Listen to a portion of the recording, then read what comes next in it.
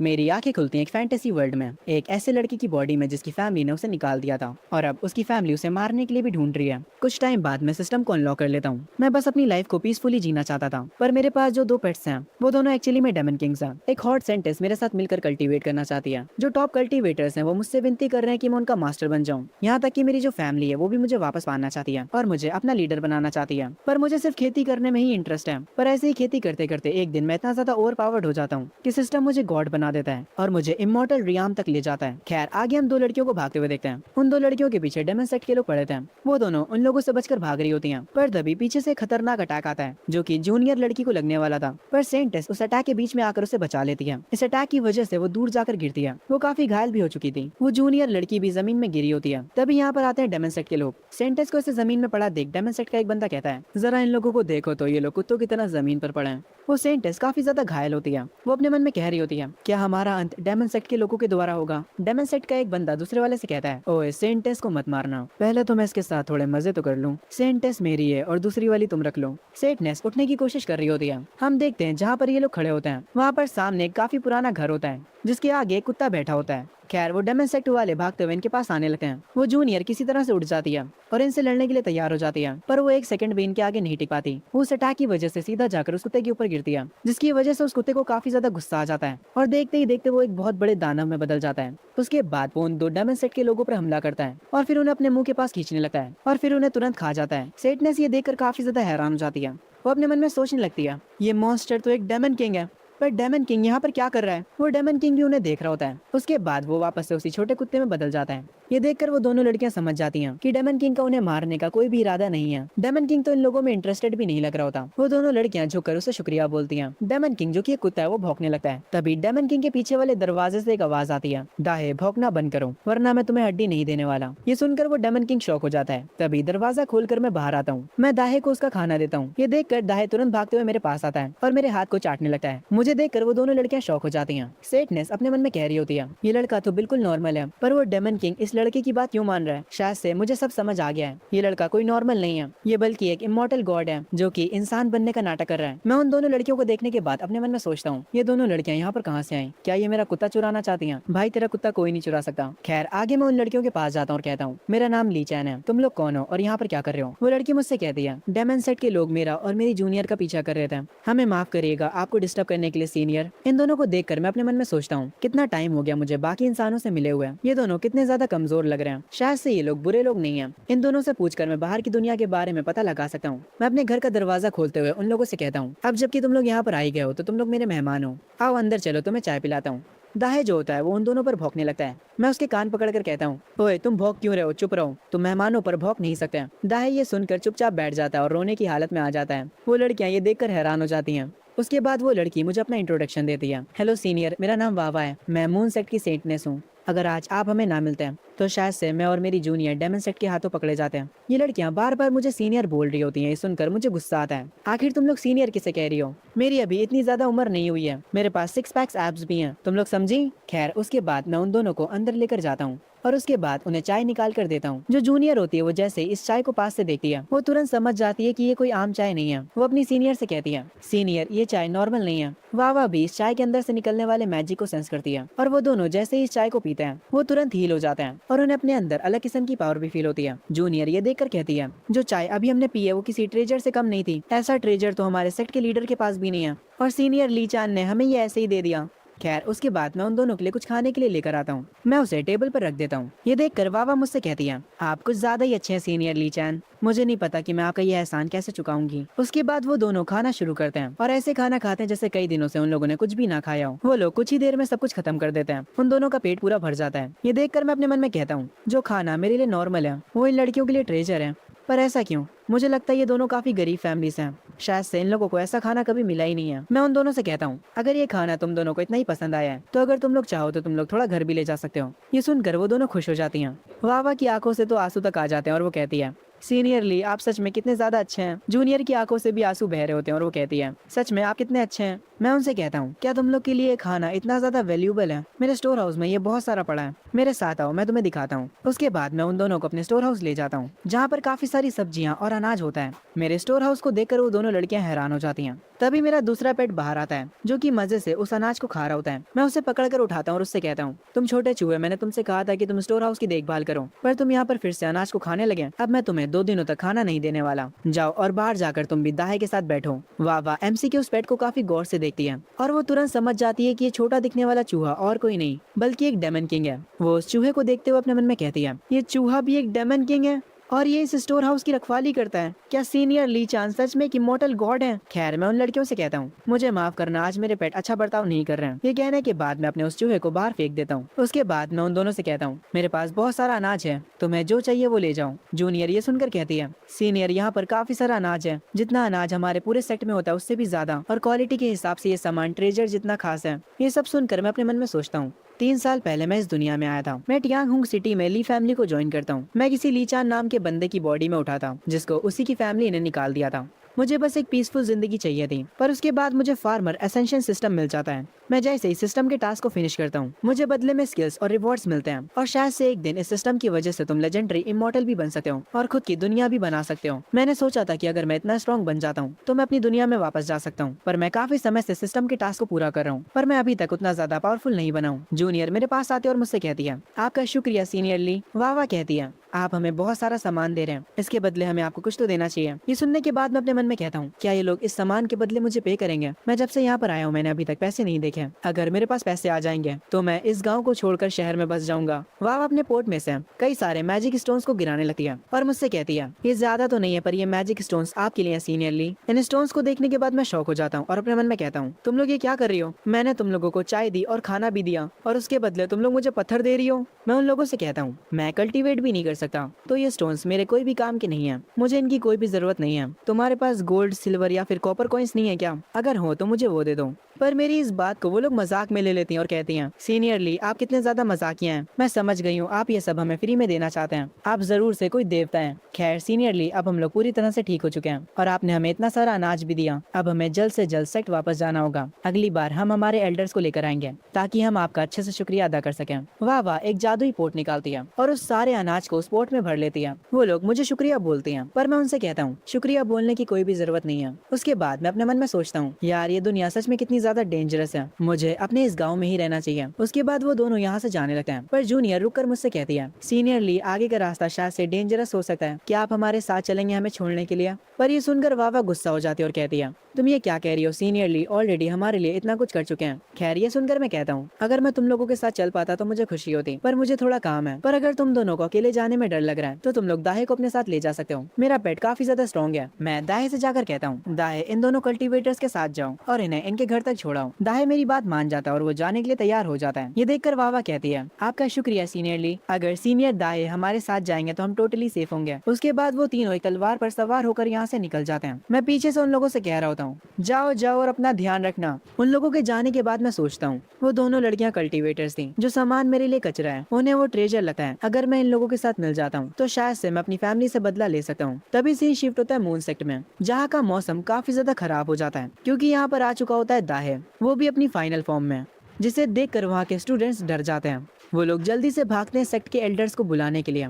दाहे को देखकर एक एल्डर बोलता है, सेक्ट लीडर ये एक डेमन किंग है, वो भी अपनी फुल पावर पर, और अभी हमारे साथ हमारे ग्रैंड एल्डर भी नहीं है, हम इसका कुछ भी नहीं बिगाड़ सकते हैं। सेक्ट का एक और एल्डर बोलता है, तुमने बिल्कुल सही कहा, इस डेमन किंग का लेवल काफी ज्यादा है, ये हमारे पूरे सेक्ट को कुछ ही सेकंड्स में खत्म कर सकता है। ये सुनने के बाद सेक्ट लीडर कहता है, सारे डिसाइपल प्रोटेक्टिव डिफेंस को एक्टिवेट करो, कुछ भी करके हमें हमारे सेक्ट को बचाना होगा। वहाँ के सारे लोग मिलकर डिफेंस को एक्टिवेट करने लगते हैं। सेक्ट की जो लड़कियां होती हैं वो काफी ज्यादा डरी हुई होती हैं, पर तभी उनमें से एक लड़की कुछ नोटिस करती है और कहती है, जरा वो देखो डेमन किंग के ऊपर कोई है। दूसरी लड़की ये सुनकर उससे कहती है, तुम पागल हो गई हो क्या? आखिर कौन इतना ज्यादा पावरफुल हो सकता है कि वो डेमन किंग के ऊपर बैठेगा? पर तभी सेक्ट लीडर भी डेमन किंग के ऊपर देख लेते हैं और वो कहते हैं, वो लड़की सही कह रही है, डेमन किंग के ऊपर मेरी डिसाइपल वावा है। तभी डेमन किंग उनके सेट के अंदर घुस जाता है। वावा और जूनियर उससे नीचे उतरती हैं और उतरते ही दाहे को शुक्रिया बोलती हैं उन्हें यहाँ तक लाने के लिए। उसके बाद दाहे यहाँ से चला जाता है। सेक्ट लीडर वावा के पास आता है और उससे कहते हैं, वावा क्या तुम मुझे बताओगी कि आखिर यहाँ पर क्या चल रहा है? तुम डेमन किंग से कैसे मिली? सेक्ट लीडर के पीछे वाला एल्डर कहता है, मैंने जब डेमन किंग को इतनी पास से देखा तो मेरी पूरी बॉडी कांप गई थी, मैं बेहोश होकर गिरने ही वाला था। वावा आगे बढ़ती और झुककर कहती है, सेक्ट लीडर और एल्डर डरने की कोई भी जरूरत नहीं है, ये डेमन किंग किंग हमारा दुश्मन नहीं है, ये सीनियर ली का पेट है। वहाँ पर सारे लोग ये सुनकर हैरान हो जाते हैं। सेक्ट लीडर वावा के पास आता है और उससे कहते हैं, आखिर तुम ये क्या बकवास कर रही हो? वो एक डेमन किंग था जो कि अपनी पावर्स की पीक पर है। वो इस दुनिया के मोस्ट पावरफुल मॉन्स्टर्स में से एक है। आखिर इतना ताकतवर मॉन्स्टर किसी का पेट कैसे हो सकता है? आगे एक एल्डर कहता है, सेक्ट लीडर मुझे लगता है कि सेंटनेस का दिमाग थोड़ा सा खराब हो गया है, और हो भी क्यों ना वो किसी तरह से डेमन सेक्ट से बचकर यहाँ पर आई हैं। इन दोनों को आराम करने दीजिए। ये सुनकर सेक्ट की एक स्टूडेंट दूसरी स्टूडेंट से कहती है, अगर ये सेंटनेस सच में पागल हो गई है तो इसके बदले अगली सेंटनेस मैं बन सकती हूँ। वावा कहती है, मैं सच कह रही हूँ, जब डेमन सेक्ट के लोग हमारा पीछा कर रहे थे तब हम सीनियर ली से मिले, जिसके बाद हम यहाँ पर सही सलामत पहुँच पाए। अब हम पूरी तरह से ठीक हो चुके हैं। यहाँ तक सीनियर ली ने हमें काफी सारा सामान भी दिया है और उनकी वजह से मेरी पावर भी बढ़ चुकी है। उसके बाद वो अपना मैजिक पोर्ट निकालती है और जो सारा सामान वो लेकर आई होती है उसे बाहर निकालती है। वो अनाज बहुत ही ज्यादा होता है जिसे देखकर वहाँ के सारे लोग हैरान हो जाते हैं। इस अनाज को देखकर सेक्ट लीडर कहता है, आखिर ये हेवनली ट्रेजर तुम्हारे पास कहाँ से आया? ये अनाज जो तुम लेकर आई हो वो नॉर्मल नहीं है, इसमें से बहुत ज्यादा मात्रा में मैजिक फ्लो हो रहा है। सेक्ट लीडर वावा के पास जाता और कहता है, वावा जिस सीनियर से तुम मिली वो शायद से एक लेजेंडरी इमॉर्टल हो सकता है। तुमने मुझे उस इंसान का जो नाम बताया, मैं तुरंत उसे अभी चेक करता हूँ। सेक्ट लीडर एक स्क्रोल को निकालता है और उसमें लीचान नाम के पर्सन को ढूंढने लगता है और उससे थोड़ी ही देर में लीचान की फैमिली के बारे में पता चल जाता है। सेक्ट लीडर कहता है, सीनियर लीचान चान फैमिली से बिलोंग करता है, पर उसकी फैमिली ने उसे कई साल पहले ही निकाल दिया था। उसकी फियांसे और उसकी फैमिली ने उसे धोखा दिया था। इस सदमे के बाद से वो दोबारा कभी कल्टीवेट नहीं कर पाया। ये सुनकर वावा और जूनियर दोनों ही हैरान रह जाती हैं। सेक्ट लीडर आगे कहते हैं, आखिर ये पॉसिबल कैसे हो सकता है? सीनियर लीचान जो कि कल्टीवेट भी नहीं कर सकता, डेमन किंग्स उसके पेट कैसे बन गए? ये सुनकर एक एल्डर कहता है, वो चान फैमिली से बिलोंग करता है, इस बात पर मुझे यकीन नहीं हो रहा। वावा बताती है, लीडर सीनियर लीचान काफी यंग है, पर आप ऑलरेडी उनके एक पेट को देख चुके हैं, वो एक डेमन किंग है। ये सुनने के बाद सेक्ट लीडर कहते हैं, तुम्हारी जानकारी बिल्कुल सही है, चान फैमिली अभी तक लीचान को ढूंढ रही है। एक एल्डर कहता है, लीडर शायद से ये भी तो हो सकता है लीचान की बॉडी में कोई लेजेंडरी इमॉर्टल रीइंकार्नेट हुआ हो और वो अपनी पावर्स और अपनी पहचान को छुपा रहा हो। कुछ लेजेंडरी इमॉर्टल्स को इंसानों की दुनिया में रहना पसंद होता है। खैर, ये सुनने के बाद सेक्ट लीडर कहता है, चाहे कुछ भी हो जाए हमें सीनियर लीचान से दुश्मनी नहीं करनी है। सब लोग इस बात पर एग्री करते हैं। उसके बाद सेक्ट लीडर अनाउंस करता है, आज हमारे इस सेक्ट को एक लेजेंडरी इमॉर्टल से गिफ्ट मिला है। ये हमारे अच्छे कर्मों का फल है। हर किसी को इस अनाज को खाने का मौका मिलेगा। सब लोग इसे खाओ और अपनी पावर्स को बढ़ाओ। ये सुनकर सारे लोग खुश हो जाते हैं। उसके बाद वो लोग उस अनाज की तरफ भागते हुए जाते हैं और कुछ ही देर में इस अनाज का इस्तेमाल करके खाना बनकर आ जाता है। सब लोग इस खाने को खाते हैं और सभी का कल्टीवेशन लेवल बढ़ने लगता है। जब सेक्ट के लीडर इस खाने को चखते हैं तो वो जो इतने सालों से गोल्डन कोर के लेवल पर अटके हुए थे, वो फाइनली अर्ली नेसेंट सोल के स्टेज पर आ जाते हैं। नेसेंट सोल ईस्टलैंड में सबसे ज्यादा हाईएस्ट रियाल माना जाता है। सेक्ट लीडर इतना ज्यादा खुश हो जाते हैं कि उनकी आंखों से आंसू बह रहे होते हैं। वो तुरंत सारे एल्डर्स से कहते हैं, सारे एल्डर्स तुरंत मुझे ज्वाइन करो, हम अभी के अभी लेजेंडरी इमॉर्टल लीचान को शुक्रिया बोलने जा रहे हैं। सारे लोग सेक्ट लीडर की बात मानते हैं और उनके पीछे निकल पड़ते हैं लीचान को शुक्रिया बोलने के लिए। उधर दूसरे साइड मेरे घर में दाहे आराम से अपना खाना खा रहा होता है। जो मैजिक स्टोन्स मुझे वावा ने दिए थे वो मेरे किसी भी काम के नहीं है, क्योंकि मैं कल्टीवेट ही नहीं कर सकता हूँ। पर ये जो मैजिक स्टोन्स है उन्हें मैं चारकोल की तरह इस्तेमाल कर सकता हूँ। इससे मैं आग जलाकर आराम से अपना खाना बना सकता हूँ। उसके बाद अपने किचन में मैं चाय बनाने लग जाता हूँ। चाहे जितनी भी गर्मी पड़ जाए, मुझे चाय पीने से कोई नहीं रोक सकता। मैं अपनी चाय को बनाता हूँ और आराम से बैठकर उसे मजे से पीता हूँ। तभी बाहर बैठा दाहे कुछ लोगों को यहाँ पर आते हुए सेंस करता है। वो तुरंत उड़ जाता है। आगे कुछ लोग मेरा गेट तोड़ते हैं और मेरे घर के अंदर घुस जाते हैं। मेरा भी ध्यान इन लोगों पर चला जाता है। तुम लोग कौन हो और यहाँ पर क्या कर रहे हो? तुम्हें पता है ना किसी और के घर में घुसना इलीगल होता है। तुम लोगों के पास तमीज नहीं है क्या? मैं अपने मन में सोचने लग जाता हूँ, आज पता नहीं सबको क्या हो गया है। ऐसे तो जल्दी कोई यहाँ पर आता नहीं था, पर आज एक के बाद एक टूरिस्ट मेरे घर आया जा रहा है। पर तभी जो लोग यहाँ पर आए हैं उनमें से एक पर्सन को मैं पहचान जाता हूँ। मुझे कुछ पुराने फ्लैशबैक्स आते हैं। इस बॉडी के ओरिजिनल ओनर की मेमोरीज के। उसकी फियांसे उसके सूप में मेडिसिन मिलाती है और उस मेडिसिन को मुझे पिला देती है और उसी के बाद से मेरी कल्टीवेशन करने की पावर चली जाती है। मुझे मेरी फैमिली से निकाल दिया जाता है और जिस पर्सन ने ये सब कराया था वो और कोई नहीं बल्कि मेरा बड़ा भाई होता है। उसने ही मेरी फियांसे के साथ मिलकर ये प्लान बनाया था। उसने मेरी फियांसे से वादा किया था अगर वो सेक्ट का लीडर बन जाता है तो हमारा सेक्ट उसके सेक्ट को सपोर्ट करेगा। उनके लिए मुझे सिर्फ फैमिली से निकालना ही काफी नहीं था। वो लोग कुछ लोगों को भी भेजते हैं मुझे मारने के लिए, जिसकी वजह से मैं एक पहाड़ से नीचे कूद जाता हूँ। और इसी तरह से हुई थी इस बॉडी के ओरिजिनल ओनर की डेथ। मैं तुरंत कहता हूँ, तुम तो लीलोंग हो। लॉन्ग मुझे देखकर कहता है, अरे मेरे छोटे भाई, तुम मुझे भूल गए। हमें बिछड़े हुए सिर्फ कुछ ही साल हुए हैं। मैंने तुम्हें बड़ी मुश्किल से ढूंढा है। चलो अब मैं देखता हूँ कि तुम बचकर कहाँ भागोगे। ये कहकर वो अपने आदमियों को मेरे पास भेज देता है। मैं अपने मन में सोचता हूँ, इस बॉडी के ओरिजिनल ओनर को मारा था उसके खुद के बड़े भाई ने। मैंने पहले सोचा था जिन कल्टीवेटर से मैं पहले मिला था उन्हें अपना बॉडीगार्ड बना लूंगा और फिर इस लॉन्ग नाम के बंदे से निपटूंगा। पर अब चीजें काफी ज्यादा जल्दी हो रही हैं। लॉन्ग कहता है, इतने शौक मत हो मेरे छोटे भाई, तुम कितने सालों से चूहे बनकर छुपे हुए थे, पर आज तुम कहीं भी नहीं छुपाओगे। पर अगर तुम अपने घुटनों पर गिरकर 1000 बार मुझसे माफी मांगते हो और जैसे ये तुम्हारा काला कुत्ता भौंक रहा है वैसे भौंकते हो लगातार 2 घंटों तक, तो शायद से मैं तुम्हें एक आसान मौत दे दूंगा। दाहे और दूसरे वाले डेमन किंग को भी ये सुनकर काफी गुस्सा आ रहा होता है। लॉन्ग का एक साथी कहता है, सर इसके लिए कोई आसान मौत काफी नहीं होगी, हम इतने सालों से इसे ढूंढ रहे थे, हमने काफी मेहनत करी इसे ढूंढने में। दूसरा वाला कहता है, मैं तो कहता हूँ कि पहले इसके पैर तोड़ देते हैं और इसके पैरों की हड्डियाँ इसी के कुत्ते को खिलाएंगे। ये सुनकर लॉन्ग कहता है, बहुत बढ़िया आइडिया दिया है तुम लोगों ने। ली चान, क्या तुम अपने पैर खुद से तोड़ना चाहोगे या फिर तुम चाहते हो कि तुम्हारा बड़ा भाई तुम्हारे पैरों को तोड़े? ये सुनकर मुझे गुस्सा आता है और मैं कहता हूँ, तुम्हें क्या लगता है कि तुम लोग मुझे हरा दोगे? ये सुनने के बाद लॉन्ग कहता है, तुम्हारे जैसा कोई अब हमें धमकी दे रहा है? मेरी बात सुनो मेरे प्यारे भाई, आज मैं तुम्हें नहीं छोड़ने वाला। तुम्हारी औकात हमारे सामने सुअर और कुत्तों जैसी है, और तुम्हारी हिम्मत कैसे हुई कि तुम फैमिली के हेड बनने के लिए मेरे से फाइट करोगे? आज जाकर मैं तुमसे अपना सारा कंपटीशन खत्म कर दूंगा। तभी लॉन्ग के एक साथी की नजर पड़ती है उन मैजिक स्टोन्स पे जो कि मेरे बैकयार्ड में पड़े थे। उन्हें देखकर वो लोग हैरान हो जाते हैं क्योंकि वो टॉप लेवल के मैजिक स्टोन्स थे। उन्हें देखकर वो लोग कह रहे होते हैं, अगर हम इन्हें बेचेंगे तो हम लोग अमीर हो जाएंगे। लॉन्ग का ध्यान भी उन स्टोन्स की तरफ जाता है, वो भी काफी खुश हो जाता है। वो उन स्टोन्स के पास जाता है और कहता है, मुझे यकीन नहीं हो रहा कि तुम्हारे जैसे कचरे के पास भी इतने सारे मैजिक स्टोन्स हैं, पर क्योंकि अब मैं तुम्हें मारने वाला हूँ तो ये सारे मेरे हो जाएंगे। और जैसे ही मैं इन मैजिक स्टोन्स को कंज्यूम करूंगा, मेरा कल्टीवेशन गोल्डन कोर के स्टेज पर पहुंच जाएगा। फिक्र मत करो, मैं तुम्हारी ग्रेव पर किसी को जरूर भेजूंगा तुम्हें ये बताने के लिए। ये सुनने के बाद मेरे सारे पेट्स को गुस्सा आ जाता है। मुझे भी ये सुनकर काफी गुस्सा आता है और मैं कहता हूँ, मैं इतनी देर से शांत हूँ पर तुम चुप होने का नाम ही नहीं ले रहे हो। पर अब तुम्हारा कुछ ज्यादा ही हो रहा है। अब मैं तुम्हें बताता हूँ कि मैं क्या कर सकता हूँ। ये सुनने के बाद लॉन्ग हंसने लगता और कहता है, तुमने क्या कहा? तुम मुझे हराओगे और तुम मुझे सबक सिखाओगे? मजाक मत करो यार, मैं तुम्हारे ये मैजिक स्टोन्स भी ले लूंगा और तुम्हें भी खत्म कर दूंगा। उसके बाद लॉन्ग अपने साथियों से कहता है, तुम दोनों जाओ और जाकर इसके पैर तोड़ दो, फिर देखते हैं कैसे अपना मुंह चलाता है। लॉन्ग के ऑर्डर्स के तुरंत बाद वो दोनों मेरी तरफ बढ़ने लगते अपने वेपन्स के साथ। मैं दाहे से कहता हूँ, दाहे डोर को ब्लॉक कर दो, इनमें से कोई भी यहाँ से बच के नहीं जाना चाहिए। दाहे तुरंत अपनी फाइनल फॉर्म में आने लगता है और उसके तुरंत बाद अपना छोटा चूहा भी अपनी ट्रू फॉर्म में आ जाता है। वो दोनों डेमन किंग्स अपनी फाइनल फॉर्म में बहुत ही ज्यादा खतरनाक लग रहे होते हैं। उन्हें देखने के बाद लॉन्ग के साथ जो लोग आए थे वो अपनी जगह से हिल भी नहीं पाते। उनकी बहुत बुरी फट चुकी होती है, यहाँ तक कि लॉन्ग की भी। वो कहता है, डेमन किंग्स तुम्हें प्रोटेक्ट कर रहे हैं, आखिर तुम्हारे पास ऐसा क्या है? सिस्टम है भाई, सिस्टम। खैर लॉन्ग उस टाइम को याद करता है कि वो कैसे मेरी बॉडी के ओरिजिनल ओनर को बुली किया करता था, पर अब ये चीज उसे भी समझ आ चुकी है कि अब वो मुझे और बुली नहीं कर सकता। उन डेमन किंग्स को अपने सामने खड़ा देख वो लोग अपनी जगह पर फ्रीज हो जाते हैं। मैं दाहे के ऊपर खड़ा हो जाता हूँ और लॉन्ग से कहता हूँ, तुमने कहा था कि तुम मेरा पैर तोड़ने वाले हो, तो अब तुम्हें क्या हुआ? आओ तोड़ो मेरा पैर।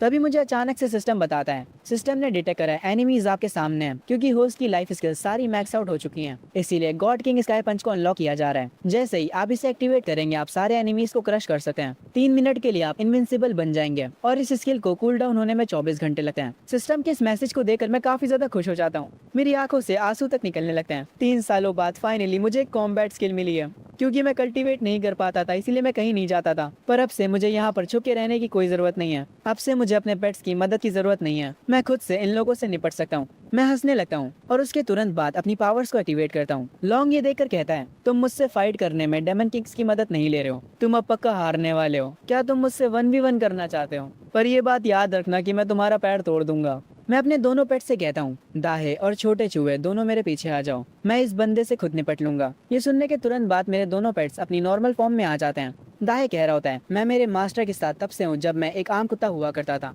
और अब मैं एक ग्रेट डेमन किंग बन चुका हूँ। मैंने आज तक मास्टर को फाइट करते हुए नहीं देखा। फाइनली अब मुझे मेरे मास्टर की पावर्स देखने का मौका मिलेगा। मैं लॉन्ग से कहता हूँ, अब तो तुम लोग खुश हो ना? मैं तुम सबसे अकेले फाइट करने वाला हूँ, तुम में से पहले कौन मुझसे लड़ना चाहेगा? अब सामने भी आ जाओ। ये सुनने के बाद लॉन्ग कहता है, ये बुड़बक कुछ ज्यादा ही बोल रहा है, अगर ये डेमन किंग्स की हेल्प नहीं लेता है तो ये कुछ भी नहीं है। चलो हम सब मिलकर इस पर अटैक करते हैं। पहले तो लॉन्ग के दोनों साथी आगे जाते हैं पहला अटैक करने के लिए। उसके बाद लॉन्ग अपनी एक स्किल ब्लेजिंग स्काई फीस्ट का इस्तेमाल करता है, पर इससे पहले कि वो लोग मेरे पास आए मैं अपनी skill God King Battle Fist को एक्टिवेट करता हूँ और ये करते ही मेरे पीछे एक बहुत ही बड़ी स्प्रिट समन हो जाती है। वो स्प्रिट एक पंच बनाती है और वो पंच लॉन्ग को मारती है। लॉन्ग काफी ज्यादा दूर जाकर गिरता है। दाहे इस पावर को देखकर कहता है, मेरे मास्टर तो एशियन पावर का यूज कर रहे हैं, मेरे मास्टर सच में काफी ज्यादा पावरफुल हैं। मेरे जैसा एक डेमन किंग उनके लिए एक चींटी के बराबर है। छोटा माउस कहता है, मास्टर इतने पावरफुल हैं और अच्छे भी, इसीलिए तो हम उनके पेट हैं। खैर तभी ली चान के घर की ओर मून सेट के लोग आ रहे होते हैं, पर वो दूर से ही ली चान की पावर को महसूस कर लेते हैं। वो लोग वहीं पर रुक जाते हैं। सेट लीडर जब उस बड़ी सी स्प्रिट को हवा में देखता है तो वो हैरान हो जाता है, और सिर्फ वही नहीं बल्कि सेट के सारे लोग हैरान रह जाते हैं। वो तुरंत अपने हाथ जोड़ लेते हैं। वो लोग अपने घुटनों पर बैठकर अपना सर झुका लेते हैं। सेट लीडर कहता है, ये पक्का एक लेजेंडरी इमॉर्टल है, और इनके घर के पास से मुझे डेमन किंग्स का भी ऑरा महसूस हो रहा है। सेट का एक एल्डर कहता है, सीनियर ली चान तो सच में एक इमॉर्टल निकले। सेट लीडर, मुझे लगता है कि हम सबको अपने घर लौट जाना चाहिए। उस घर के पास से मुझे जो ऑरा महसूस हो रहा है वो काफी ज्यादा डरावना है। ये सुनने के बाद वावा कहती है, कोई भी डरो मत, डेमन किंग्स असल में सीनियर ली चान के पेट्स हैं, वो हमें कुछ नहीं करेंगे, और ये जो पावरफुल एनर्जी हम सबको महसूस हो रही है वो जरूर से सीनियर ली चान की होगी। ये कहकर वावा ली चान के घर की तरफ जाने लगती है। पीछे से सेक्ट लीडर कहता है, अब जबकि हम यहाँ पर आ ही गए हैं तो हमें कम से कम मिस्टर ली चान का शुक्रिया तो अदा ही करना चाहिए। सारे लोग मेरे साथ आओ। सीन शिफ्ट होता है। लॉन्ग जमीन पर पड़ा होता है, उसके मुंह से खून आ रहा होता है। वो अपने मन में सोच रहा होता है, ये ली चान इतना ज्यादा ताकतवर कब से हो गया, इसने मेरी कल्टीवेशन को डिस्ट्रॉय कर दिया। मैं लॉन्ग के पास जा रहा होता हूँ, तब लॉन्ग मुझसे कहता है, ली चान मैं तुम्हारा बड़ा भाई हूँ, तुम में थोड़ा तो भाईचारा बचा होगा, बस इस बार मुझे जाने दो। ये सुनने के बाद मैं कहता हूँ, तुमने क्या कहा मैं तुम्हें जाने दूं? लाडले, आज तो भगवान भी तुम्हें मुझसे नहीं बचा पाएंगे। पर तभी यहाँ पर वावा मून सेट को लेकर आ जाती है। दाए उन्हें देख लेता है, पर वो वावा को पहचान जाता है, इसीलिए वो उन्हें कुछ नहीं कहता। जो लॉन्ग होता है उसकी तुरंत नजर पड़ती है मून सेट के लीडर पर। वो किसी तरह से उनके पास जाता है और उनसे कहता है, मैं ली लॉन्ग हूँ, मैं ली फैमिली का डायरेक्ट डिसेंडेंट हूँ। आपका सेट और मेरा सेट काफी क्लोज है, हम सब एक फैमिली की तरह हैं। वो देखिए ली चान, वो जो वहाँ पर खड़ा है, उसने ही मेरी ऐसी हालत करी है। सेक्ट लीडर मेरी मदद करी है। सेक्ट लीडर को इसकी बातें घंटा नहीं समझ आ रही होती हैं, पर ये बंदा फिर भी आगे कहता है, ली चान तुम बहुत ज्यादा एरोगेंट हो, पर अब सेक्ट लीडर यहाँ पर आ चुके हैं और अब वो तुम्हें दिखाएंगे कि यहाँ का बॉस कौन है। अब तुम्हें कोई नहीं बचा सकता। ये सुनने के बाद सेक्ट लीडर थोड़ा सा हैरान होता है, और फिर वो उसके बाद एक कस के चाटा लॉन्ग को ही लगा देते हैं। लॉन्ग जैसे ही गिरने वाला होता है, सेक्ट लीडर उसे अपनी स्किल की मदद से पकड़ लेता है। सेक्ट लीडर जैसे ही ली चान को देखते हैं, वो अपने मन में कहते हैं, मिस्टर ली चान के पास से जो ऑरा निकल रहा है ये सच में एक लेजेंडरी इमॉर्टल है, और ये बेवकूफ लॉन्ग मुझे इनसे भिड़ने के लिए कह रहा था। मैं इतना बड़ा पागल नहीं हूँ कि मिस्टर ली चान से लड़कर मरना चाहूंगा। लॉन्ग जो कि फंसा हुआ होता है वो कहता है, लीडर आखिर आप ऐसा क्यों कर रहे हैं, हमारा सेक्ट आपके अंडर आता है। खैर लीडर लॉन्ग की बातों पर ध्यान नहीं देता। वो तुरंत झुककर कहता है, मैं अपने सारे डिसाइपल्स के साथ आया हूँ मिस्टर ली चान का शुक्रिया अदा करने। मून सेक्ट के सारे लोग भी झुककर ली चान को शुक्रिया बोलने लगते हैं। ये देखकर लॉन्ग काफी हैरान हो जाता है, और वो मून सेट के लोगों से कहता है, ली चान तो हमारी फैमिली का सबसे नाकारा बंदा है, आखिर तुम लोग इसके आगे झुक क्यों रहे हो? लॉन्ग के मुंह से ये सुनने के बाद सेट लीडर कहते हैं, तुम्हारी हिम्मत कैसे हुई मिस्टर ली चान की बेइज्जती करने की? कोई इस बंदे को पकड़ कर मारो। एक एल्डर लॉन्ग के पास जाता है और उसे चाटे पे चाटे मारे जाता है। लॉन्ग जमीन पर गिर जाता है। मैं उसके पास जा रहा होता हूँ। वो मुझसे कहता है, ली चान मेरा यकीन करो, मैंने अभी तक तुम्हारी फियांसे को छुआ भी नहीं है। मैं उसे तुम्हें वापस दे दूंगा, और अगर अब तुम्हें वो पसंद नहीं है तो मैं उसके जैसी तुम्हारे लिए 10 और ला दूंगा। बस मुझे यहाँ से जाने दो, मैं वो सब करूंगा जो तुम कहो। क्योंकि मैं लॉन्ग की बातों पर ध्यान नहीं दे रहा होता हूँ,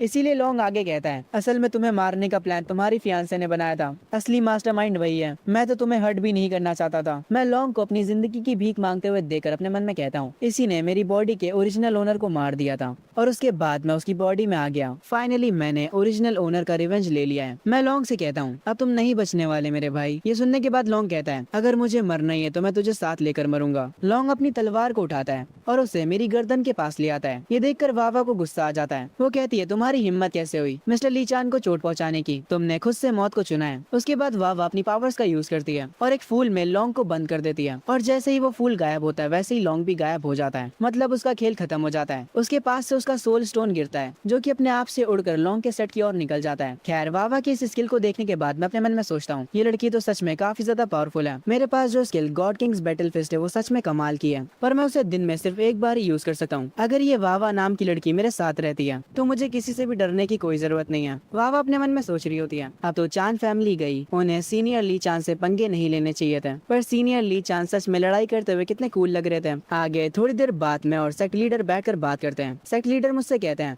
पहले तो मैं अपने सारे डिसाइपल्स की ओर से आपका शुक्रिया अदा करना चाहता हूँ। आपने हमें जो मैजिक राइस और वेजीज गिफ्ट करी थी उसकी वजह से हमारे मून सेट के डिसाइपल्स अपनी ताकत को बढ़ा पाए। ये सुनने के बाद मैं अपने मन में सोचता हूँ, मैंने बस इन्हें थोड़ा सा नॉर्मल खाना दिया था, ये लोग उसके लिए मुझे शुक्रिया क्यों बोल रहे हैं? मैं कहता हूँ, मुझे शुक्रिया बोलने की कोई जरूरत नहीं है, वो बस फालतू का सामान ही तो था। ये सुनने के बाद सेट लीडर थोड़े हैरान हो जाते हैं और अपने मन में कहते हैं, मिस्टर ली चान सच में एक लेजेंडरी इमॉर्टल है, इनके इस एटीट्यूड को कोई भी कॉपी नहीं कर सकता है। खैर आगे सेट लीडर कहते हैं, मिस्टर ली ऐसा लगता है कि यहाँ पर आपको सर्व करने के लिए कोई भी नहीं है। हमारी वावा और उसकी जूनियर काफी समझदार हैं, क्या वो आपकी मेट्स बनकर यहाँ पर रह सकती हैं? ये कहने के बाद सेट लीडर अपने मन में सोच रहे होते हैं, मैं तुम लोगों को मिस्टर ली के साथ मेट बनकर रहने के लिए कह रहा हूँ, तुम दोनों के लिए ये अपॉर्चुनिटी बहुत बड़ी है। मैं उम्मीद करता हूँ कि मिस्टर ली मान जाए। ये सुनने के बाद मैं अपने मन में कहता हूँ, लो जो मैंने सोचा था वही हो गया। इस सेट लीडर को अच्छे से पता है कि दुनिया कैसे चलती है। मैं वावा और उसकी जूनियर की तरफ देखता हूँ और वो दोनों एक प्यारा सा चेहरा बनाकर मुझे ही देख रही होती हैं। खैर आगे मैं कहता हूँ, ऐसा लगता है कि वावा की किस्मत मुझसे जुड़ी हुई है। ठीक है, वो मेरी मेट्स बनकर यहाँ पर रह सकती हैं। ये सुनकर सेट के लीडर खुश हो जाते हैं और वो तुरंत झुककर मेरा शुक्रिया अदा करते हैं। वावा और उसकी जूनियर भी मेरा शुक्रिया अदा करती है। सेट लीडर उन दोनों लड़कियों से कहते हैं, तुम दोनों अब से यहाँ पर मिस्टर ली के साथ रहोगी, इसीलिए उनका अच्छे से ध्यान रखना, उन्हें अपसेट होने मत देना, वरना मैं तुम्हें सेट से निकाल दूंगा। तुम दोनों मेरी बात समझ गई ना?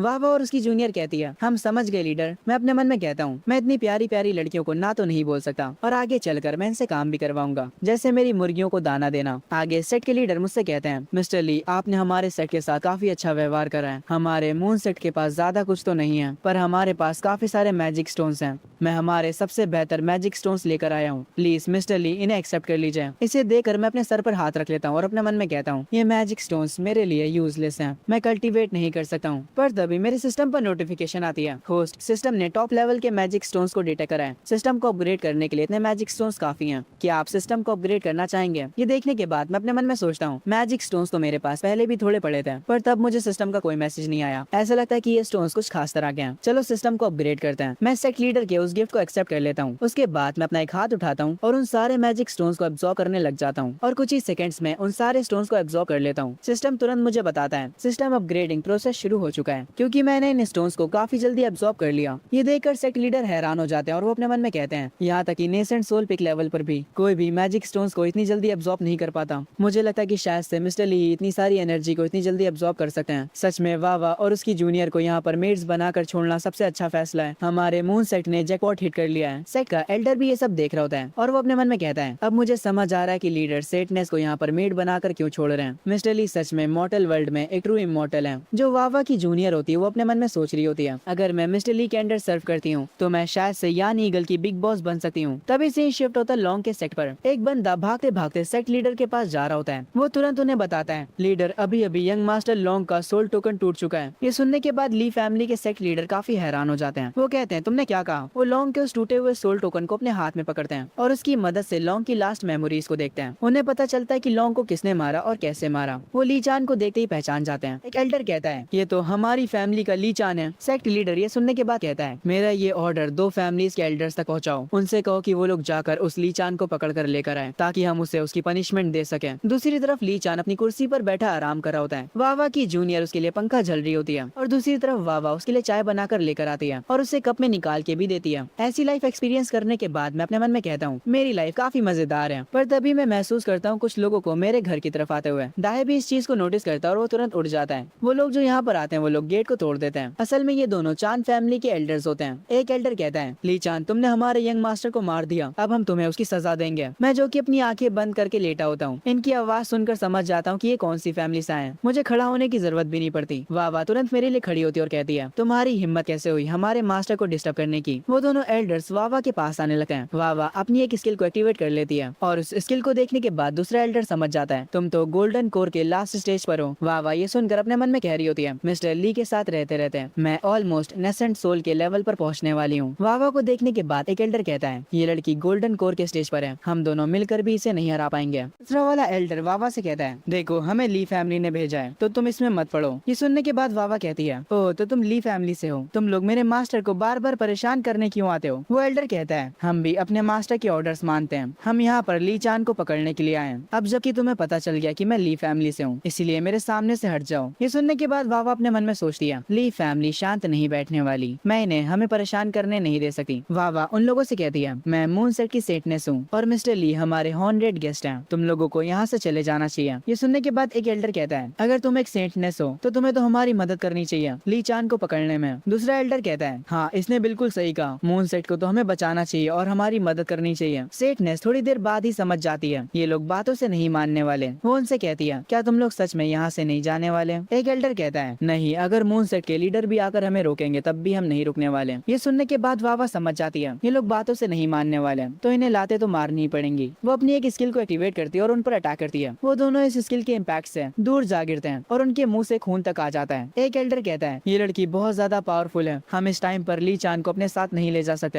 ये सुनने के बाद मैं, जो कि अपनी चेयर पर बैठा आराम कर रहा होता हूँ, मैं कहता हूँ, तुम लोग मुझे यहाँ पर पकड़ने के लिए आए हो और तुम लोग मुझे सजा भी दोगे। ये सुनने के बाद वो दोनों एल्डर जमीन पर बैठकर माफी मांगने लगते हैं और अपनी जान की भीख मांगने लगते हैं। पर वो मन ही मन में सोच रहे थे कि किसी तरह से वो लोग एक बार यहाँ से बचकर निकल जाए, उसके बाद वो लोग ली चान से निपट लेंगे। एक एल्डर तो खुद को ही मारने लगता है और लगातार माफी मांगे जा रहा होता है। वो कहता है, हम तो मास्टर के ऑर्डर्स पर आपको लेने आए थे, इसमें हमारा कोई भी कसूर नहीं है। उसके बाद दूसरा वाला एल्डर अपनी पॉकेट से एक कोट निकालता है जिसमें से उसके पास जितने भी मैजिक स्टोन्स होते हैं वो उन्हें ली चान को देने का कहता है और ली चान से कहता है, मिस्टर ली, हम बस ऑर्डर्स को फॉलो कर रहे थे, हमारी तरफ से इन स्टोन्स को गिफ्ट समझिए और प्लीज हमें जाने दीजिए। मैं अपनी चेयर से उठता हूँ और इन लोगों के पास जाता हूँ और कहता हूँ, ठीक है, मैं तुम्हें जाने दे रहा हूँ, जाओ और जाकर ली फैमिली से कह दो दोबारा मुझसे पंगे मत लें, वरना इसका अंजाम बुरा हो सकता है। वो एल्डर्स मेरा शुक्रिया बोलते हैं और कहते हैं, जैसा जैसा आप कहें हम बिल्कुल जाकर मास्टर को सब बता देंगे, हम आपकी दोबारा कभी भी बेइज्जती करने की हिम्मत नहीं करेंगे। ये कहकर वो दोनों यहाँ से जाने लगते हैं और थोड़ी दूर जाते ही वो दोनों भागने लगते हैं। एक एल्डर अपने मन में कह रहा होता है, अच्छा वो हमने ली चान से पहले कभी दुश्मनी नहीं करी थी, वरना हम यहाँ से बच के नहीं जा पाते। वावा मेरे पास आती है और कहती है, मिस्टर ली सच में बहुत ज्यादा काइंड हार्टेड है, अगर आपकी जगह मैं होती तो मैं तो इन लोगों को कभी भी जाने नहीं देती। ये सुनने के बाद मैं अपने मन में कहता हूँ, मैं और काइंड हार्टेड, मैंने सिर्फ उन्हें इसलिए जाने दिया ताकि मैं ली फैमिली को अपनी पावर दिखा सकूं कि आगे वो लोग मुझे परेशान ना कर सकें। आगे सीन शिफ्ट होता है ली फैमिली के ऊपर। जो वहाँ का लीडर होता है वो दोनों एल्डर्स को खाली हाथ वापस आया देख काफी गुस्सा हो जाता है। वो उनसे कहता है, तो तुम लोग मुझसे कह रहे हो कि मून सेट की जो सेटनेस है वो ली चैन की मेड है? ऐसा बिल्कुल भी नहीं हो सकता, ली चैन के पास कोई भी टैलेंट नहीं है, तो मून सेट उसे इतना स्पेशल ट्रीटमेंट कैसे दे सकता है? एक एल्डर एक मैजिक स्टोन को हाथ में पकड़े होता है और कहता है, मास्टर ये तब की रिकॉर्डिंग है जब हम ली चैन को लेने गए थे, हम लोग उस रिकॉर्डिंग में वही सारे सीन देखते हैं जो कि वहाँ पर हुए थे। ये देखने के बाद जो लीडर होते हैं वो अपनी कुर्सी पर बैठ जाते हैं और कहते हैं, हमें ली चैन को पहले ही खत्म कर देना चाहिए था, अभी ये हमारे लिए मुसीबत बन चुका है। तभी ली फैमिली के सेक्ट में कोई बहुत ही पावरफुल पर्सन एंट्री मारता है, वो भी आसमान से। हम एक हॉल के अंदर एक पर्सन को देखते हैं जिनके बाल सफेद हो चुके होते हैं। सेक्ट का लीडर तुरंत उनके पास भागते हुए आता है, आपका स्वागत है ग्रैंड एल्डर। ये पर्सन इनका ग्रैंड एल्डर है जो कि कहता है, मेरी कल्टीवेशन जर्नी खत्म हो चुकी है, मैं नेसेंट सोल के पीक लेवल तक पहुंच चुका हूँ, मैं यहाँ पर अपने बेटे लॉन्ग को देखने के लिए आया हूँ। सॉरी अंकल, आपके लॉन्ग को एमसी ने अपनी चाय में डाल के पी लिया, अब क्या ही कर सकते हैं। पर जो ली फैमिली का लीडर होता है वो इस बात को पलटने की कोशिश करता है और कहता है, कांग्रेचुलेशन एल्डर, नेसेंट सोल के पीक लेवल तक जाने के लिए अब आप इस कंट्री में सबसे ज्यादा पावरफुल हैं। पर एल्डर भी इसकी बात पर ध्यान नहीं देता और कहता है, मेरा बेटा लॉन्ग कहाँ पर है? मुझे यहाँ पर आए इतना टाइम हो गया और वो अभी तक मुझसे मिलने नहीं आया। ये सुनने के बाद सेक्ट लीडर कहता है, आपका मतलब आपका बेटा लॉन्ग? सेक्ट लीडर की आंखों से आंसू भी आ जाते हैं। ये देखकर एल्डर कहता है, क्या हुआ है लॉन्ग को? लीडर कहता है, लॉन्ग मर चुका है। ये सुनकर एल्डर इतना ज्यादा गुस्सा हो जाता है कि वो अपनी पूरी पावर को यहीं पर रिलीज कर देता है, जिससे लीडर को भी थोड़ा डैमेज पहुंचता है। एल्डर गुस्से में कहता है, आखिर ये किसने करा? लीडर उन्हें सब बता देता है, पर एल्डर को यकीन नहीं होता और वो कहते हैं, आखिर ली चान ये सब कैसे कर सकता है? उसके पास तो पावर्स भी नहीं है। पर फिर एल्डर भी लॉन्ग के सोल स्टोन से उसकी यादें देखते हैं और उन्हें लीडर की बात पर यकीन हो जाता है। वो कहते हैं, ली चैन तेरी हिम्मत कैसे हुई मेरे बेटे को मारने की? उनकी पूरी बॉडी से भारी मात्रा में एनर्जी निकल रही होती है। वो कहते हैं, मैं उस लूजर को छोड़ूंगा नहीं, मैं उसे खत्म कर दूंगा। एल्डर की पावर पूरे के पूरे सेक्ट में ओवरफ्लो कर रही होती है। ये सुनने के बाद लीडर कहता है, अब तो ली चैन को कोई भी नहीं बचा सका, मास्टर नेसेंट सोल के पीक लेवल पर है। तभी दूसरी तरफ हम ली चैन के पोइट्री फार्म को देखते हैं जहाँ पर मुर्गियाँ दाना खा रही होती हैं। ली चैन वावा और उसकी जूनियर के साथ यहाँ पर आया होता है उन्हें उनका काम समझाने के लिए। आज से तुम लोगों का काम है मुर्गियों को उनका दाना खिलाना, तुम्हें ये दिन में 2 बार करना है, सुबह और शाम में। वावा की जूनियर उन मुर्गियों को देखने लगती है। वावा भी उन मुर्गियों को ध्यान से देखती है और वो तुरंत पहचान जाती है कि ये मुर्गियाँ कोई आम मुर्गियाँ नहीं है, ये बल्कि एक एंशिएंट शुआन बर्ड्स हैं। वावा बताती है, लेजेंड्स कहते हैं कि इनकी आग हर एक चीज को जला सकती है और इनकी आग को हम पानी से भी नहीं बुझा सकते, हमें बस इंतजार करना होगा जब तक ये आग खुद से नहीं बुझती। ये सुनने के बाद वावा की जूनियर कहती है, हाँ मैंने भी इनके बारे में सेट के रिकॉर्ड्स में पढ़ा है, ये एक ऐसे डिवाइन बीस्ट है जो कि ड्रैगन्स के इक्वल होते हैं और मिस्टर ली इन्हें मुर्गियों की तरह पाल रहे हैं। आखिर मिस्टर ली कितने ज्यादा स्ट्रॉन्ग हैं। ये सुनने के बाद मैं अपने मन में कहता हूँ, कौन सा बर्ड? शुआन बर्ड? क्या? मुझे ये मुर्गियाँ सिस्टम ने रिवॉर्ड में दिया था और इन्हें पालना भी काफी आसान होता है और इनके अंडे भी काफी अच्छे होते हैं। मैं उन दोनों लड़कियों से कहता हूँ, तुम इनके अंडे खाकर टेस्ट करना, ये काफी टेस्टी होते हैं। तभी मेरी एक मुर्गी अंडा दे भी देती है। वो दोनों लड़कियाँ उस अंडे को ध्यान से देखने लगती हैं। वावा कहती है, ये तो शुआन बर्ड का अंडा है, एक ट्रेजर है जो कि गोल्डन कोर कल्टीवेटर्स इस्तेमाल करते हैं नेक्स्ट लेवल लेवल तक जाने के लिए। और मिस्टर ली ने हर रोज नाश्ते में खाते हैं। क्या लेजेंडरी इमोर्टल्स हर दिन ऐसा ही करते हैं? मैं उन मुर्गियों के अंडों को कलेक्ट करने लगता हूँ। मैं वहाँ से 2 अंडों को उठाता हूँ और उन 2 अंडों को उन लड़कियों को दे देता हूँ। मैं उनसे कहता हूँ, इन्हें खाओ और ये तुम्हारी हेल्थ को और अच्छा कर देंगे।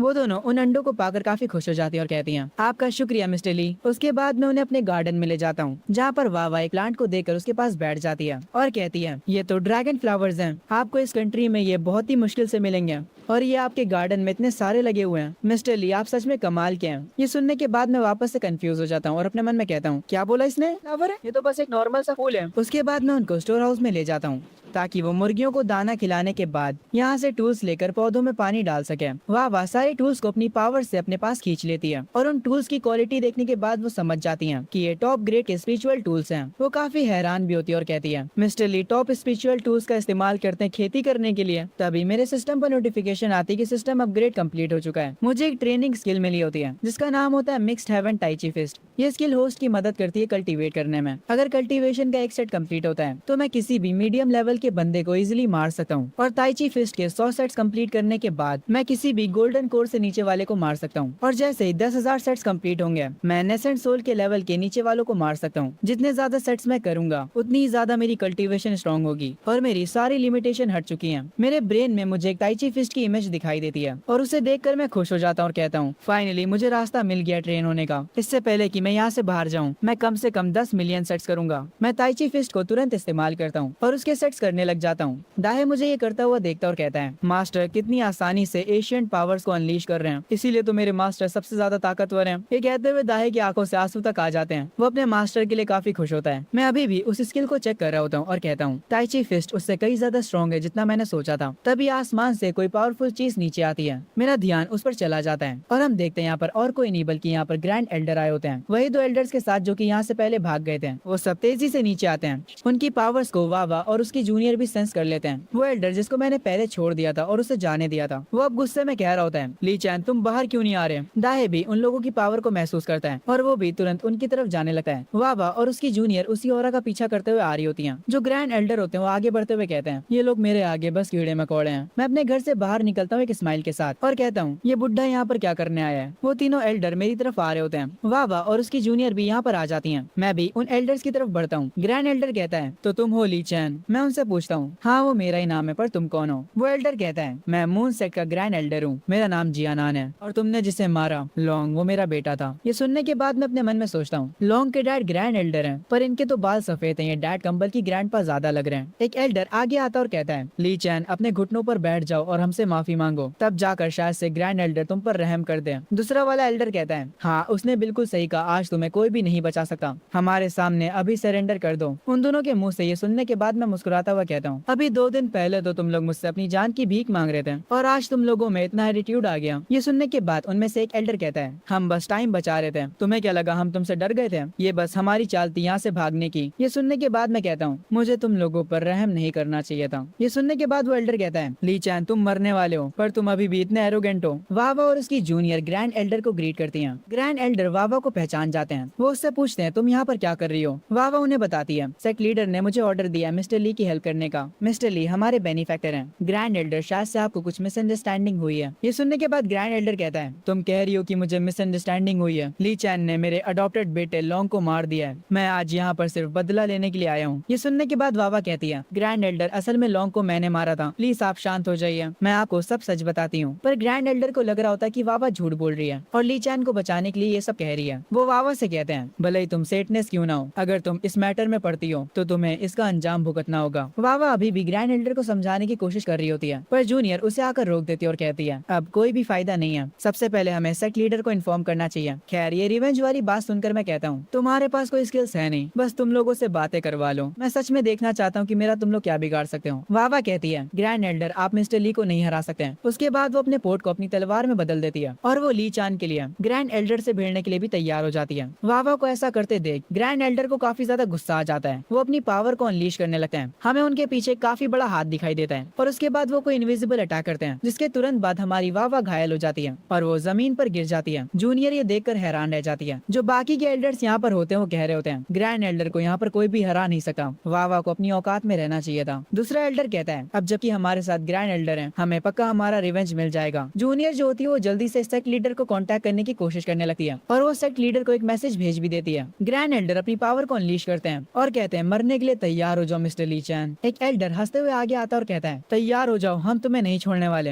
ये देखकर मेरे पेट दाहे को गुस्सा आ जाता है और वो डेमन किंग में ट्रांसफॉर्म हो जाता है। ग्रैंड एल्डर दाहे को देखने के बाद कहते हैं ये तो बस एक डेमन किंग है, पहले मैं इस डेमन किंग से निपटूंगा, उसके बाद तेरी बारी है ली चैन। तभी सीन शिफ्ट होता है। वो मैसेज जो कि जूनियर ने भेजा था वो सेक्ट के लीडर तक पहुंच जाता है और उस मैसेज को देखने के बाद सेक्ट लीडर की आंखें खुली की खुली रह जाती हैं। वो तुरंत घबरा जाते हैं और सबसे कहते हैं सारे एल्डर्स को जमा करो और उन्हें मेरे पास लेकर आओ। उनकी ये बात सुनकर सारे लोग उनके पास आ जाते हैं। उसके बाद सेक्ट के लीडर ली चैन के घर की ओर तुरंत निकल पड़ते हैं और उनके पीछे उनके बाकी के डिसाइपल्स भी। लीडर अपने मन में सोच रहे होते हैं ग्रैंड एल्डर प्लीज कुछ भी मत करिएगा, अगर आपने मिस्टर ली चैन को गुस्सा दिला दिया तो हमारा पूरा सेक्ट बर्बाद हो सकता है। ऐसे ही शिफ्ट होता है वापस से ली चैन के ऊपर। ग्रैंड एल्डर अपनी पावर को अनलीश करते हैं और यहाँ की जमीन टूटने लगती है। दाहे को इन्हें देखकर काफी गुस्सा आ जाता है और वो कहता है तुम्हारी औकात कैसे हुई मेरे मास्टर के सामने एक्टिंग करने की, क्या तुम मरना चाहते हो? पर मैं दाहे से कहता हूँ दाहे तुम पीछे हटो और जाकर डोर को गार्ड करो। दाहे मेरी बात मान लेता है और वो वापस से नॉर्मल डॉग बन जाता है। वो मेरे पास आता है और मैं उसके हेड को पेट करता हूँ। वावा किसी तरह से थोड़ा सा उठती है। वो सोच रही होती है अभी तक सेट के लीडर क्यों नहीं आए। जूनियर वावा से कहती है ग्रैंड एल्डर किसी भी चीज को सुनने के लिए तैयार नहीं है, अगर इन्होंने सच में मिस्टर ली पर अटैक करा तो इनके साथ क्या क्या हो सकता है, ज्यादा से ज्यादा क्या होगा, इनका बेटा लौंग बनाता ये इलायची बन जाएंगे और ली चैन इन्हें चाय में डाल के पी लेगा। खैर आगे ग्रैंड एल्डर कहते हैं ली चैन तुमने डेमन किंग को वापस भेज दिया जबकि उसके बिना तुम कुछ भी नहीं हो। एल्डर अपनी एक स्किल का इस्तेमाल करता है और काफी सारे शार्प ऑब्जेक्ट्स को ली चैन की तरफ भेजता है। बाकी के दो एल्डर्स भी उनकी मदद करते हैं, वो भी अपनी पावर का यूज करते हैं। पर उसके तुरंत बाद मैं भी अपनी स्किल का इस्तेमाल करता हूँ और एक बहुत बड़ी सी स्प्रिट को समन करता हूँ जो कि उन अटैक्स को इजीली रोक लेती है, जिसे देखने के बाद वो तीनों एल्डर्स हैरान रह जाते हैं। मैं मुस्कुराते हुए उनसे कहता हूँ तुम लोग बस बातें ही कर सकते हो, चलो बहुत हुआ बच्चों का खेल। ये सुनने के बाद वो तीनों घबरा जाते हैं कि मैं क्या करने वाला हूँ। उसके तुरंत बाद मैं गॉड किंग हेवन पंच का इस्तेमाल करता हूँ जो कि सीधा ग्रैंड एल्डर की तरफ जा रहा होता है। इस पावर को फील करने के बाद वो अपने मन में कह रहे होते हैं ये ऑरा आखिर मैं हिल क्यों नहीं पा रहा हूँ, आखिर तुमने किस तरह के जादू का इस्तेमाल करा है। बेसिकली ग्रैंड एल्डर की फट चुकी होती है और बाकी उन दोनों एल्डर्स की भी। उनके लिए ये ऑरा कुछ ज्यादा ही खतरनाक हो जाता है। वो लोग बहुत ज्यादा घबराए हुए और शौक में होते हैं। तभी सीधा जाकर मेरा पंच उन्हें लगता है, पूरी जमीन तक टूट जाती है और ग्रैंड एल्डर वो तो अंदर धसे पड़े होते हैं और बाकी की वो दो एल्डर्स तो जमीन के अंदर ही चले गए। वो दोनों ज्यादा ही बोल रहे थे कुछ। खैर ये देख कर वावा और उसकी जूनियर हैरान रह जाती हैं। उन तीनों एल्डर्स के जो सोल स्टोन होते हैं वो टूटने लगते हैं, मतलब उनका खेल खत्म। वो सोल स्टोन वापस से सेट की लोकेशन पर चले जाते हैं। आखिरकार जब सब खत्म होता है तब मून सेट के लोग यहाँ पर भागते हुए आते हैं। लीडर और बाकी के एल्डर्स मुझे ग्रीट करते हैं। वो लोग ग्रैंड एल्डर को गड्ढे में जमीन पर पड़ा देखकर काफी ज्यादा हैरान हो जाते हैं। लीडर अपने मन में सोचने लगता है हमारे लिए एक लेजेंडरी इमॉर्टल से कनेक्शन बनाना इतना आसान नहीं था और अब ग्रैंड एल्डर ने सब कुछ बिगाड़ दिया है। कुछ भी हो जाए मैं मिस्टर ली चैन के साथ हमारे कनेक्शन को बिगड़ने नहीं दे सका। सेक्ट के लीडर ली चैन से कहते हैं मिस्टर ली ग्रैंड एल्डर और हमारा कोई भी वास्ता नहीं है, उन्होंने आपसे फाइट अपनी मर्जी से करी थी, इनका हमारे सेक्ट से कोई भी कनेक्शन नहीं है। उसके बाद वो अपने पोर्ट से जितना भी सेट का ट्रेजर होता है वो सब निकालते हैं और उसे ली चैन को ऑफर करते हैं और ली चैन से आकर वो कहते हैं अब से मून सेट सिर्फ मिस्टर ली चैन के ऑर्डर्स मानेगा, आप हमें जो करने के लिए कहेंगे हम वही करेंगे। मून सेट के सारे डिसाइपल मिस्टर ली के सामने झुक जाते हैं। लीडर और एल्डर्स कह रहे होते हैं अब से हम सिर्फ मिस्टर ली के ऑर्डर्स पर ही चलने वाले हैं। मुझे तुरंत सिस्टम की नोटिफिकेशन आती है, कांग्रेचुलेशन होस्ट, आपको बहुत सारे स्लेव्स मिले हैं और साथ में एक और फार्मलैंड भी। और रिवॉर्ड के तौर पर आपको मिला है स्टार टावर। स्टार टावर के अंदर टाइम की स्पीड 10,000 गुना ज्यादा तेज हो जाती है। आप वहाँ पर ताइजी फिस्ट की प्रैक्टिस कर सकते हैं। बाहर दुनिया का टाइम सेम रहेगा। खैर आगे मैं सोचने लगता हूँ मुझे ग्रैंड एल्डर से बचाने के लिए वावा बिना सोचे समझे आगे आ गई थी। उसे चोट भी लग गई थी। ऑफ कोर्स मैं उसके सेट को तबाह नहीं करने वाला और क्योंकि वो सब मेरे गुलाम बनने के लिए तैयार हैं। सिस्टम मुझे इसके बदले रिवॉर्ड्स भी दे रहे हैं। चलो देखते हैं ये गुलाम मेरे लिए आखिर क्या कर सकते हैं। मैं वावा के पास जाता हूँ और उससे कहता हूँ क्योंकि तुम बिना कुछ सोचे समझे मुझे बचाने के लिए आगे आई थी, मैं एक हीलिंग प्लांट को समन करता हूँ और वावा से कहता हूँ इसीलिए इसका इस्तेमाल करो और जल्दी से ठीक हो जाओ। वो प्लांट तुरंत अपना कमाल दिखाता है। वावा कुछ सेकंड्स में ही ठीक हो जाती है। वो मुझे शुक्रिया बोलती है। आगे मैं वावा से कहता हूँ अब से क्योंकि तुम्हारा सेक्ट मुझे फॉलो करने वाला है इसीलिए वावा तुम सेक्ट में वापस जाओ और मुझे रिप्रेजेंट करो और जो भी पर्सन ली फैमिली से बिलोंग करता है उसे सेक्ट से तुरंत निकाल दो। वावा कहती है ठीक है मैं समझ गई मिस्टर ली। आगे लीडर काफी सारे टोकन्स को समन करता है और ली चैन से कहता है मिस्टर ली ये हमारे सेट के 10,000 कल्टीवेटर्स के आईडी टोकन्स हैं, अब से आप ही हम सबके मास्टर हैं। ये सुनने के बाद मैं अपने मन में कहता हूँ ली फैमिली तैयार हो जाओ मेरा गुस्सा झेलने के लिए। तभी सीन शिफ्ट होता है ली फैमिली के ऊपर। एक लड़का भागते भागते भागते आ रहा होता है सेक्ट मास्टर के पास और वो चिल्लाते हुए आ रहा होता है। ग्रैंड एल्डर और बाकी के दोनों एल्डर्स वो सब मारे जा चुके हैं। सबका ध्यान उस लड़के की बातों पर जाता है। भागते भागते वो लड़का गिर जाता है। उसकी बात सुनकर सब लोग हैरान हो जाते हैं। जो मास्टर होता है वो कहता है तुमने क्या कहा अभी। उसके बाद वो मास्टर आगे आकर उन सोल टोकन्स को देखता है। एक एल्डर कहता है ये पॉसिबल नहीं हो सकता। Grand Elder Nascent Soul stage के पीक पर थे। पूरी कंट्री में कोई भी उनके सामने नहीं टिक सकता था। एक एल्डर वुमेन कहती है आखिर ग्रैंड एल्डर हार कैसे सकते हैं। सेक्ट के जो मास्टर होते हैं वो उन दोनों सोल टोकन्स को उठा लेते हैं और उन सोल टोकन्स की मेमोरी चेक करते हैं। उन्हें उस मेमोरी में ली चैन का आखिरी अटैक दिखाई देता है जो कि काफी ज्यादा पावरफुल होता है। उस अटैक से सारे एल्डर्स डरे हुए होते हैं। ये देखकर सेक्ट के मास्टर को यकीन नहीं आ रहा होता। उसे अभी तक विश्वास नहीं हो पा रहा था कि ग्रैंड एल्डर आखिर हार कैसे गए। सेक्ट मास्टर कहते हैं हमारे ग्रैंड एल्डर जो कि नेसेंट सोल के पीक पर थे वो तक ली चैन को नहीं हरा पाए। आखिर ली चैन कितना ज्यादा ताकतवर हो सकता है। वो एल्डर वुमेन कहती है ली चैन हमसे बदला लेने के लिए भी आ सकता है। मास्टर कहता है अब हमें क्या करना चाहिए। एक एल्डर कहता है ली चैन के पास जितनी ताकत है वो हमारे ली क्लैन को काफी आसानी से खत्म कर सकता है। ये सुनने के बाद मास्टर कहता है